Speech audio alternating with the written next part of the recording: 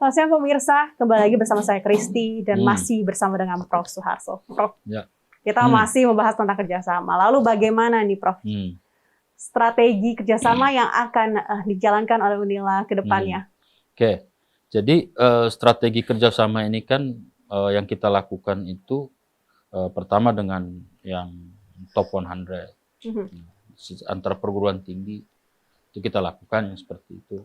Nah kemudian kerjasama yang bisa meningkatkan mutu pengajaran atau pendidikan, kemudian penelitian dan pengabdian masyarakat. Itu sasaran-sasaran yang kita lakukan. Jadi kita bisa melakukan kerjasama itu dengan siapapun yang mengarah orientasinya kepada tridharma perguruan tinggi. Baik lembaga pemerintah, swasta, perguruan tinggi luar negeri, LSM, kita bisa melakukan seperti itu. Dengan LSM pun kita lakukan, ya, dengan beberapa hal itu sudah kita lakukan. Strategi-strategi itu tentunya yang punya nilai buat peningkatan sumber daya manusia di perguruan Balik tinggi. lagi ya Prof ya. Atau dalam rangka kita menerapkan, mengimplementasikan atau yang kita sering sebut dengan pengabdian masyarakat. Jadi ilmu yang kita dapat dengan masyarakat. Ini kan nggak mungkin perguruan tinggi hanya sekedar belajar saja, penelitian saja tidak diabdikan, tidak diterapkan. Nah itu kita lakukan. Sampai kepada hal-hal seperti itu ya senantiasa kita lakukan pengabdian masyarakat. Makanya tidak lepas dari tiga itu. Lalu kita bergeser sedikit nih Prof tentang teknologi informasi dan komunikasi yang kian pesat saat ini tentu menjadi sebuah tantangan dan juga harus dinilai sebagai sebuah peluang juga. Lalu bagaimana Unila memandang hal tersebut? Apakah ada kesulitan? Ya. Prof? Kalau kita bicara kesulitan, sebetulnya tidak. Unila sangat siap untuk menghadapi era digital. Nah, sekarang kan kita sedang mengembangkan One Data. Cukup kita itu hanya memasukkan dosen itu satu data. Nah, kemudian dari ini semua secara manajemen ya dikelola. Jadi dosen tidak mengulang-ulang. Sebetulnya ini sedang kita persiapkan. Mudah-mudahan dalam era 2 tahun ini proses One Data ini bisa terlaksana. Dan mudah-mudahan ini bagian dari strategi Unila. Ya, nanti kita bisa patenkan juga kalau perguruan tinggi lain bisa mencontoh kita. Karena nggak gampang dalam proses menuju One Data ini juga nggak gampang untuk membangun sebuah digital yang kita inginkan. Kemudian kita juga membangun jaringan-jaringan, kita perbesar lagi, perbanyak lagi di era sekarang ini. Kalau bandwidth memang sudah dari dulu kita sudah cukup ya, sudah cukup besar ya. Akses point, terus kita tambah. Jadi akses point ini kita harus berusaha lingkungan Unila ini semua tercover dengan WiFi. Jadi mahasiswa itu bisa di mana saja, dia mau di kantin, mau di mana dia bisa mengakses internet, itu bisa mereka lakukan. Apalagi di era pandemi gini kan nggak semua orang harus masuk kelas, itu kita upayakan seperti itu. Jadi dari sisi manajemennya kita tingkatkan, dari sisi perkuliahan daringnya juga kita tingkatkan.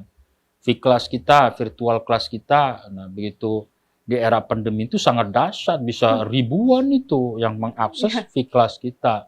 Makanya kan dari sisi core ICU kita masuk peringkat 7. Kenapa? Ya digital kita itu bagus, sistem informatika kita itu bagus. Unila ini pernah terbaik di Sumatera. Nah, karena investasinya di Sumatera ini Unila, bahkan dengan Jawa dulu Unila lebih dulu membangun IT itu di era tahun 2000-an itu. Unila lebih dulu, karena dulu kita punya proyek namanya Do Project, itu membangun basis sistem IT yang kuat. Tapi kan setelah itu kan kita maju, orang lain juga akses baru kan, dengan teknologi baru dan sebagainya. Nah kita juga harus bebenah lagi. Nah, kita kan server, kita hampir setiap fakultas, kita benahi semua, kita berikan semua, untuk penguatan itu semua. Jadi V-class, virtual class, kemudian One Data System, kita sedang bangun. Itu menjadi sebuah prestasi juga loh Prof, di mana Unila tadi terbaik juga di Sumatera untuk digitalisasinya. Lalu sebenarnya bagaimana sih Prof? Prof ini kan bersinggungan dengan Prof juga ya, Prof juga. Bagaimana kok Prof bisa mencapai target tersebut, mencapai prestasi tersebut? Bagaimana Prof? Ya di era pandemi ini kan strategi yang kita lakukan kan untuk perkuliahan secara offline kan terbatas. Jadi investasi anggaran yang ada itu ya kita alihkan membangun sebuah IT yang kuat gitu kan. Makanya mahasiswa kemana duitnya Unila gitu kan. Ya enggak lah, kita juga punya strategi untuk memperkuat daya saing Unila gitu kan. Kita arahkan ke IT, kita arahkan ke riset sehingga dosen melakukan riset, publikasi. Nah, ketika penggunaan anggaran di perkuliahan secara offline itu terbatas, maka kita investasi. Kalau dalam skenario kita, kalau kuliah offline kan terbatas, kadang kita juga menginvestasikan anggaran karena kan keuangan kita juga terbatas gitu kan. Nah, skenario itu yang harus kita bangun. Maka setiap fakultas sekarang membangun studio-studio pembelajaran. Minimal satu mereka, jadi dosen itu kalau mau ngajar di studio itu nanti dia. Dia menggunakan studio itu, dia bisa rekaman dan sebagainya, bisa di-sharing. Ini yang kita inginkan gitu kan. Jadi buat studio-studio yang bagus, masing-masing buat. TIK buat, fakultas buat, masing-masing mereka untuk mempersiapkan. Jadi dosen sudah tinggal di studio itu. Mau dialog kayak apa, mereka bisa lakukan. Kayak broadcast gini, mereka bisa lakukan. Jadi skenario ini yang kita bangun. TV kan kita juga kembangkan, TV pembelajaran, bukan TV komersial kalau kita kan. Radio juga kan kita ada. Baik Prof, lalu mahasiswanya juga harus menjawab digitalisasi ini sebagai sebuah peluang juga. Namun bagaimana Prof? Sejauh ini apakah mahasiswa di Unila bisa memaknai digitalisasi dengan baik atau seperti apa, Prof? Kalau secara umum mahasiswa ini tentu mampu dia. Memang mereka hidup kan di zamannya digitalisasi. Malah mereka kalau nggak menggunakan digital itu lebih susah, saya lihat itu.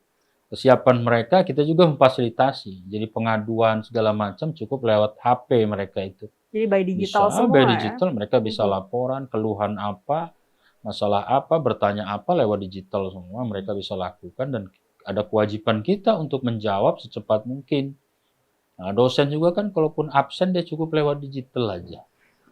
Absen di mana dia ketahuan posisinya di mana, digitalisasi. Jadi tuntutan itu sangat dibutuhkan. Berarti harus dimaknai sebagai hal yang positif juga digital ini ya Prof ya.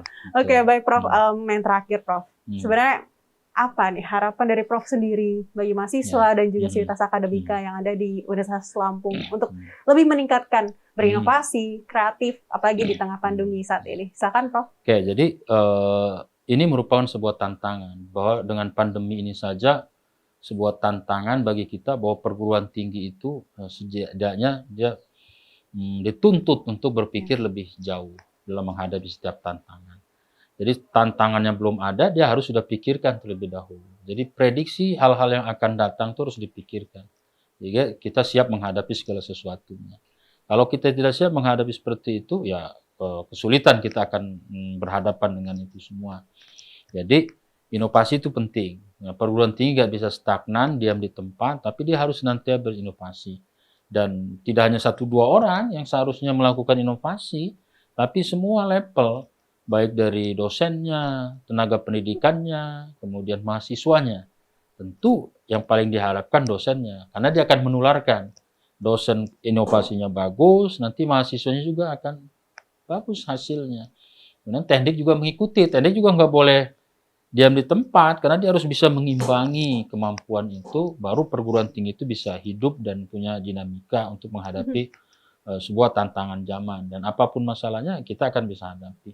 Seperti era pandemi gini kan dituntut cerdas kita menghadapinya. Kalau kita bisa merubah pandemi ini dari sengsara membawa nikmat, itu luar biasa. Ya, kalau kita bisa menemukan vaksin yang efektif, murah, itu kan sengsara membawa nikmat.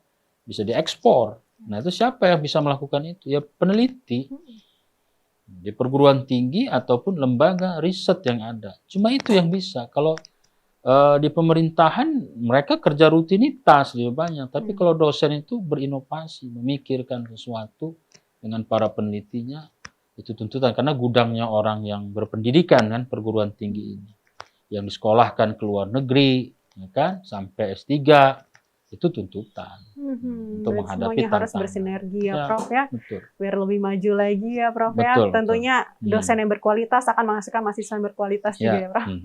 Baik, terima kasih Prof Soeharto atas waktu dan juga informasinya Prof.